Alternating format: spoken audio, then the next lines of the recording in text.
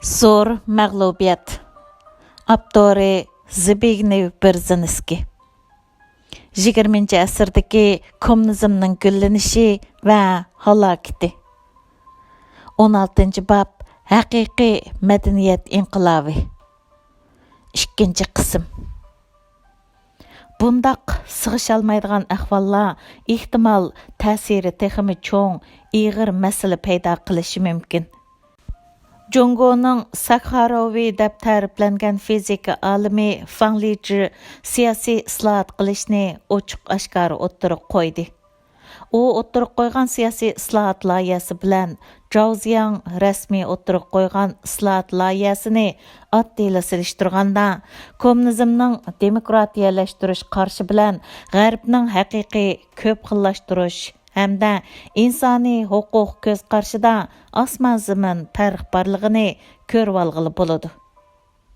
Zhao 13. navbatlik partiya vakillar qurultayida bergan dokladida Deng Xiaopingning avval iqtisodiy islohotni qilish, keyin siyosiy islohotni qilish tashabbusini qo'llaydiganligini aniq bildirdi. Fang Liji bu tarafini almashtirdi. U demokratiya bo'lmasa, iqtisod taraqqiy qila olmaydi dedi. Mazmunidan qaraganda, Zhaoning demokratiyalashtirishi partiya bilan hukumatni ayirish huquqini tarqoqlashtirish, apparatlarni ixchamlash, qonunchilikni kuchaytirishni o'z ichiga oladi. Ammo fuqarolarning rahbarlarni saylash yoki siyosat tuzishda haqiqiy rolini joriy qildirishni o'z ichiga olmaydi. U ommaning talab qilishi va sadolarini to'solg'usiz inkos qiladigan yo'l bo'lishi kerak. Hamda jamiyatda maslahatlashish va kengashish tuzumlashtirilishi kerak dedi. U yana yerlikda farqli saylam qilishni qo'llagan. Biroq nomzod ko'rsatish tartibini yanada partiya kontrol qiladi hamda bundaq saylamning doirasimi nihoyat cheklik bo'ladi. Zhao yana burjuaziya demokratiyasini targ'ib qilganlarni tanqid qildi. Marksizm Leninizmning qarashicha yoshirin ovoz berish usuli bilan erkin saylam qilish burjuaziya demokratiyasi bo'ladi ekan. Buning bilan birga Fang Liji va uning ergashuvchilari G'arbning haqiqiy demokratiyasini yo'lga qo'yishni da'vat qildi. 1987-yili 3 va 4 oylik Jungo bahori terminlarida Fang Lijining Shanxaydagi bir oliy maktabda so'zlagan nutqi e'lon qilindi. Fang Liji tal-to'kis g'arblashish birdan-bir chiqish yo'li degan hamda bundaq islohotning siyosiy mazmunini sharhlagan. U birinchi qadamda kallamizdagi marksizm dogmachiligini tozalab o'tishimiz kerak dedi. U yana har qanday haqiqiy demokratiya hukmi insoniy huquq asosida o'rnatilishi kerak deb ko'rsatdi. Biz ilgari qo'g'lashgan demokratiya cheklimini bo'shatishni talab qilishlar bo'ldi. Cho'qim ko'rsatib o'tish kerakki, demokratiya bilan cheklimini bo'shatish ayrim ikki ish. Demokratiyaning xalqiliq mazmuni insoniy huquq. Bu davlatimizda intayin sezgur bir masala. İnsani huquq odam tug'ilishidan bo'ladigan asosiy huquq. Masalan, tafakkur qilish va tarbiyalanish huquqi, nikohlanish huquqi degandek. Ammo biz jungoliklar bundaq huquqlarni g'alit maxluq deb qarab keldik. İnsani huquq umumyuzlik mavjud, konkret narsa. Biz odatda erkinlik, barobarlik, mehr-shafqat deganni burjuaziya bilan aralashtirib qo'yapmiz. Burjuaziyaning narsasi deb tanqidlayapmiz. Agar davlatimiz biz aytgandek demokratik davlat bo'ladigan bo'lsa, biz boshqalar qaraganda texmi ko'p insoniy huquqdan bahramand bo'lardik. Ammo hozir bular abstrakt hukm bo'lib turibdi, xolos, dedi. Demokratiyalashtirish faqatla yuqoridagilarning tuvandagilar ko'rsatgan ma'lum pozitsiyasi hamda siyosiy rahbarlarning xalq oldida javobgar bo'lishini o'z ichiga olmaydi deb tanqid qilgandan keyin u yana tig' uchini Beyjingning siyosiy islohatiga qaratib, hukumatimiz bizga bo'lgan cheklimini ozroqli bo'shtib qo'ydi, lekin bizga demokratiya bermadi. Bizga faqat o'zimizni burash erkinligini berdi, dedi. Şoňa siyasi erkinlik Jungo rahbarlary to'g'ri qarashga tegishlik bo'lgan, shundaqla xeyli bosh og'ritadigan masala. Şoňa Kompartiya rahbarligidagi Jungoning islohati va zamonaviylashtirish qurilishi davlatni va o'ziga chaplab olgan kommunizm markasining xarakterini davomliq o'zgartirdi. Dastlabki chaqlarda ijro qilingan oshqun kommunizmlar planlariga qaraganda, hozirgi islohot umumiy jihatdan aytganda Jungoning madaniyat an'anasiga texmo uyg'un keladi. Gorbachevning islohotiga o'xshamaydigini Jungoning hozirgi islohoti muayyan tarixiy sharoitga xiloflik qilmadi. Shundaqla Jungoliklarning o'zining madaniyatiga bo'lgan ishonchini namoyon qildi. Mushundaq ishonch bo'lganlikdan Jungo 30 ming sarxil yoshni chet elga o'qishga avatalaydi hamda ularni g'arbning ideologiyasining chirtib etishdan ziyoda andish qilmaydi. Jungoliklar o'zini bir millat va madaniyat deb tanıydı. Şoňa ular sovetliklarga o'xshamaydi. O'zini kamsitish tuyg'usining turtkisi bilan g'arbga yiqilishadigan ishni qilmaydi. Ular o'zining texnik jihatdagi qaloqligini 5000 yillik shonliq madaniyat tarixidagi vaqtlik hodisa deb qaraydi. Ular chet elning texnikasini bemalol qabul qiladi. Madaniyat va ideologiya jihatda ig'ir masala chiqishdan ansirab ketmaydi. O'zining kamchiliklarini yoshirishga urinib ketmaydi. Buningdan sirt Jungoda islohotga foydali alohida ikki sharoit bor. Biri chet elda 40 million Jungolik muhojir bor. Ular chet eldagi zo'r boylik hisoblanadi. Jungo Kompartiyasi soda, tashqi soda va korxonalarni jonlantirish uchun huquqni ayrim boshqarishni yo'lga qo'ydi. Kollektivsizlashtirishni ilgari surib, byurokratlikqa qarshi turdi. Bu Jungoning chet eldagi boylikdan foydalanishni ilgari surishi mumkin. Chet eldagi Jungoliklarning nurg'unlari nihoyat boy hamda davlat ichidagi islohot jiddiy ehtiyojli bo'lgan taraqqiyot ishlari bilan shug'ullandi. Ularning ko'pchiliklarining Jungoga alohida mehr bor hamda zamonaviylashgan Jungo qurishga yordam qiladiganligi haqida aktiv inkos qaytardi. Amaliyotda alohida sirtqi echitish siyosati yo'lga qo'yilgan dengiz bo'yi rayonlarida Jungolik muhojirlar salgan mablag' ko'rinarlik ta'sir ko'rsatishga boshladi. Hong Kong pul muomala sohasidagi zotlarning mo'lchiricha 15 milliard Amerika dollari, hatto uningdanmi ko'p mablag' Tayvandagi kapitalistlar tarafidan Jungoning eksport sanoatiga selingan. Mana buningdan kishilar Beyjingning Kompartiya hukumati bu ishni bartaraf qilganda ideologiya jihatda maqsadlik holda taraqqiy parvar pozitsiyasida bo'ldi deb qaraydi. Yana biri 1997-yili Jungo Hong Kongni qaytarib olish islohot qadamini zo'r darajada tezlatdi.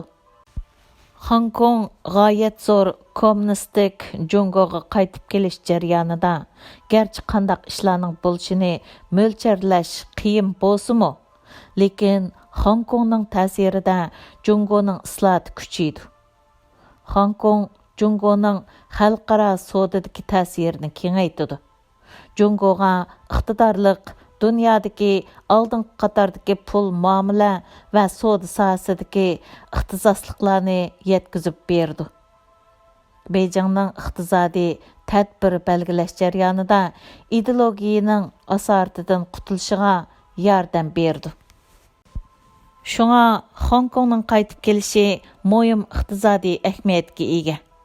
10 yil ichida Jungo garchi yer maydoni kichik bo'lsa-mu, ammo intayin mo'yum hamda boy kapitalistik shaharni qaytarib oladi.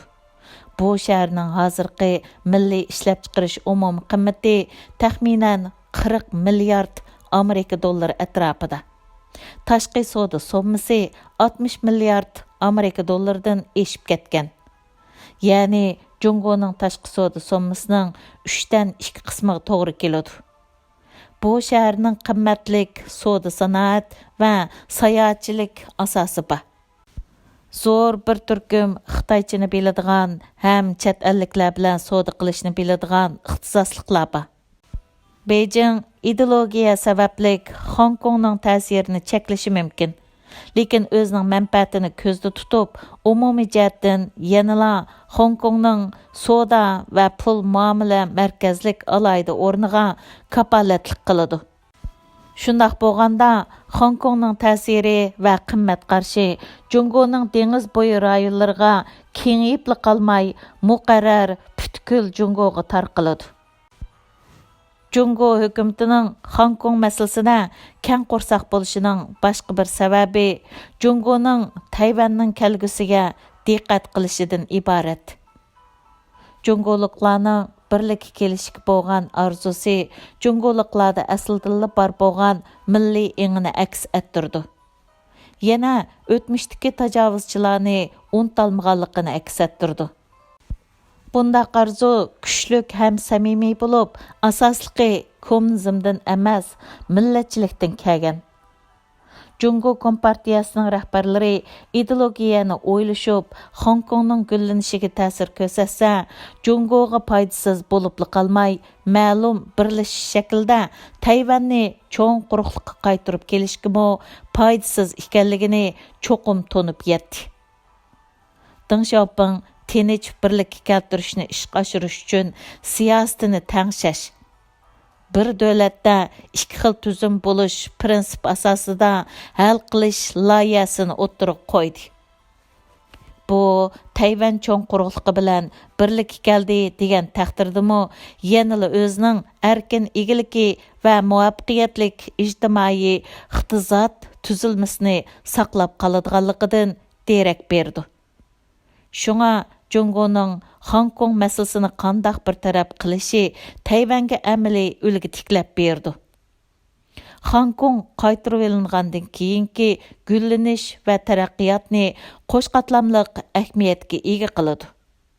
Bu muqarrar holda Hong Kongning Jungoga bo'lgan ta'sirini qo'pollik bilan cheklashga bo'lmaydiganligidan derak berdi.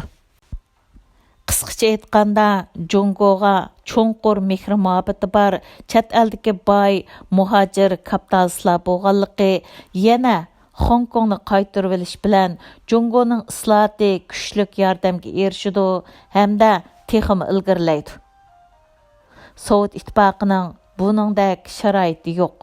Dadil islohot qilayotgan Jungo rahbarlari bundaq foydali sharoitlardan Jungoning davlat ahvoliga mos keladigan siyosiy oziqqa erishmay qolmaydi. Kun siri suslashayotgan kommunizm bilan Jungo madaniyati ham milliy an'anasining paydin-pay birikishi sharhilash nayt tas bo'lgan qimmat qarshi sohasidami muhim ahamiyatga ega. Qimmat qarshi Jungodak bir davlatga nisbatan texmi muhim. Necha asrdan buyon Jungoda xeyli sirliq bir xil ommaviy falsafa muhim to'plash rolini o'ynab kelgan. Umumiy Jungoning umumiy tarixi, masalan, eng yaqinda nashr qilingan J.K. Fairbank va Dennis Twitchett tahrirlagan Cambridge Jungo tarixini o'qib baqqanlar Kongzi ideyasining Jungo jamiyatiga cho'nqur singib ketganligi va yiltiz tatqanligini bilmay qolmaydi. Kongzi ideyasi prinsiplari kishilarning ideyasiga cho'nqur o'rnab ketganligi, kishilar bundaq prinsiplarga mas bo'lib ketganlikdan Jungo jamiyati boshqa jamiyatlarga qat'iy o'xshamaydi. Boshqa jamiyatlarda an'ana, odat va qimmat qarshi uncha aniq emas. Nazariya jihatda uncha vala sistemlashmagan. Jungo rəhbərləri növbətdəki islohotda muvaffaqiyət qazansa, Jungoda bir meydan ھەقىقىي مەدەنىيەت ئىنقىلابى ئاتا qilishi mümkün. Kişilərning ənənəvi qimmat qarashi bilan hozirgi zamon madaniyatini bir gavdalashtirish mumkin.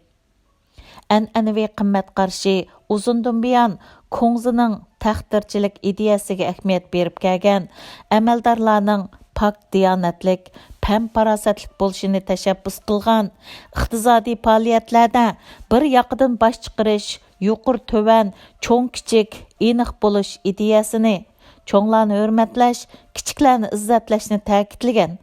Hozirgi zamon madaniyati islohot, yangilik yaratish, almashtirish, unum va tavakkulchilik ro'yiga ahamiyat berdi. Her ikkisida odamning tashabbuskorligi intayin qadrlanib, islohotning harakatlantirgich kuchi soda faoliyatidagi chiriklik istilini tugatallaydi deb qaralgan. Jungoning kelgusidagi doiralari o'zini kommunist degan taqdirdimi, Harvard universitetining Jungo masalalari mutaxassisi Roderick McFarkohar naql qilishni yaxshi ko'rdigan ko'ngizchilarning hikmatlik so'zini yoqtirmay qolmaydi. Axloq bo'lsa, ixtisosliklar bo'ladi. Ixtisosliklar bo'lsa, davlat qurg'ili bo'ladi. Davlat bo'lsa, boylik bo'ladi. Boylik bo'lsa, ondan ishlatkili bo'ladi. Axloq sabab, boylik natija. Mao Zedongning hukmronligida kommunizm bilan bu tarixiy uzun qimmat qarashlar orasida keskin to'qinish yuz berdi. Davlat hokimiyati ayni chog'da an'anaviy oila boshliq shakldagi ijtimoiy qo'g'dug'uchilik rolini o'ynamasdan, balki buzg'unchilik rolini oldi. Shunga ilgirki cho'ng sakrab ilgirlash va madaniyat inqilobi uchiga chiqqan baloyi ofatga aylandi. Deng Xiaoping kelgusida tuzadigan programmazmliq plan bilan aslida bor bo'lgan nisbiy aytganda kishilar oson qabul qiladigan qimmat qarashini kun sari moslashtirganlikdan bugungi islohot Jungoning atisining texmi go'zal bo'ladiganligidan bishorat bermoqda. Bu natijaning Jungoga kommunizmga bo'lgan ta'siri cho'nqur. Jungo kuchli davlatlar qatoriga o'tib, o'tmishdagi cho'ng davlatlik o'rnini asliga keltirdi. Lekin bu jarayonda Jungo kommunizmning asosiy maqsadini qayta izolaydi.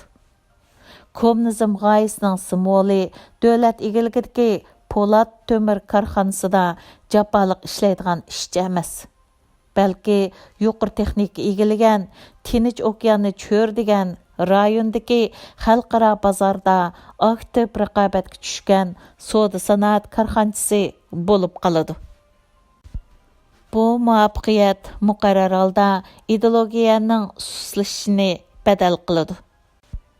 Hozirgi zamondagi Jungo 21-asrga kirgandan keyinmi yanala kompartiya hukmronlik qilishi mumkin. Lekin endi umumiy mulkchilikdagi davlat bo'la olmaydi. Davomı bor.